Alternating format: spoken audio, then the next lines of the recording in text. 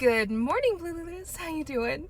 Hey, good news. Maybe we're gonna see some more Dior bags soon. Isn't it wild how far away the whole Dior bag situation feels from right now? Feels like 100 years ago, and it was like 7 months ago. But historically, Dior bags do tend to show up during times of nuclear tension and around nuclear facilities, and I'd say that this timeline definitely qualifies for one of those times, wouldn't you say?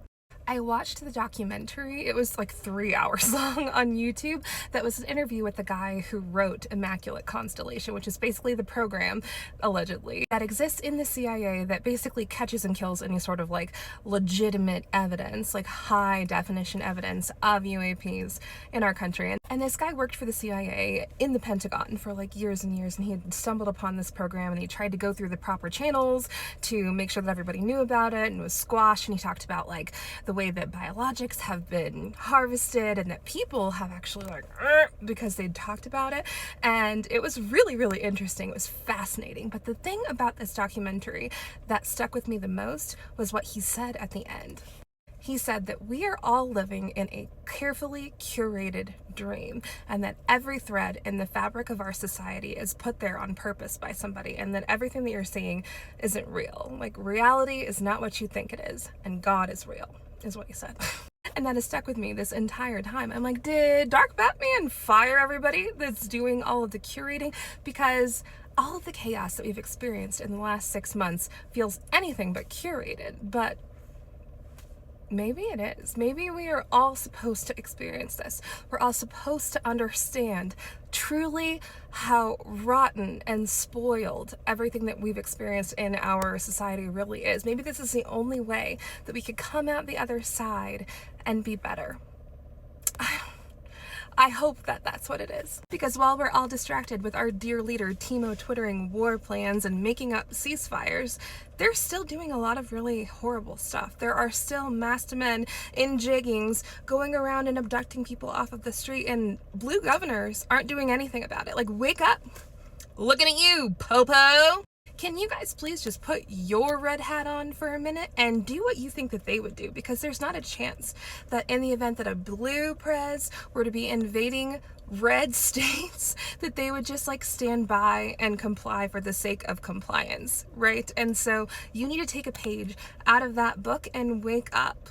Our compliance is not effective. It's not a good thing.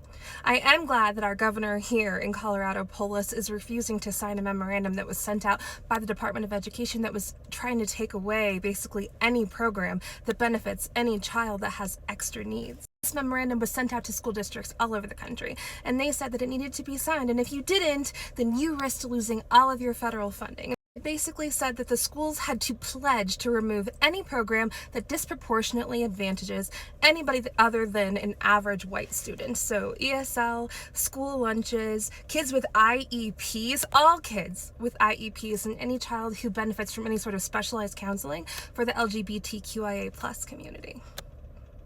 And that is just terrible. I studied Buddhism a lot when I was in college, and one of the central tenets of Buddhism is the not self doctrine. And I've talked about it here on this channel before, but basically it says that individualism is a lie. That everything that you are touching and experiencing is not yours alone. Like, this car was made by thousands of people. This gum that I'm chewing, like, that was made by thousands of people. There's nothing that you experience that is just yours alone. And having a functioning society benefits you. Even if you're not the one eating the school lunch, having a child who is fed is a good thing for you, because that child, if they are able to grow and learn and thrive, could grow up to do something that could help someone, maybe even you. Maybe that dyslexic kid who needed help reading will grow up to be the most amazing architect that anyone has ever seen, and they will build a building for you.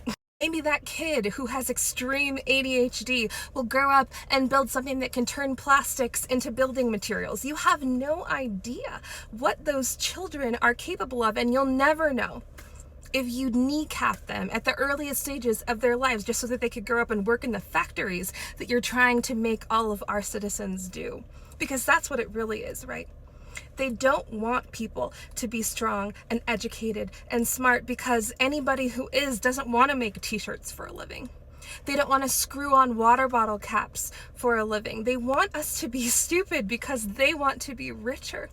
The people that are selling this image of scarcity have everything. Everything they could ever need 1,000,000 times over, and they still feel hollow inside. They still feel vacant on the inside because they lack soul, they lack purpose, they lack community, and they also lack the humility to understand that. So they're trying to sell that scarcity to you. There is enough for all of us. Jobs are not finite. Money is not finite. Opportunity is not finite, and the United States of America is not a zero-sum game. And the sooner that we are able to dissolve that illusion, the better off that we will be. I know you're exhausted. I know I am too. It is so bizarre going through the world, making peanut butter and jelly sandwiches, going to the pool, going to gymnastics class with all of this stuff going on. But I hope that you find something today that makes you laugh. Not just a little bit of a giggle, but like a laugh from deep down in the inside that makes you crack up. We were at breakfast on Sunday, and my daughter Lila saw this like big old tall black guy, and she walked up to him and goes, "Wow, you look just like LeBron James, but with a baby in his tummy." And all four of us were just cracking up. It was so funny, even though we're in the midst of so much terror and horror. So if you hear or see something funny today, please tag me in it.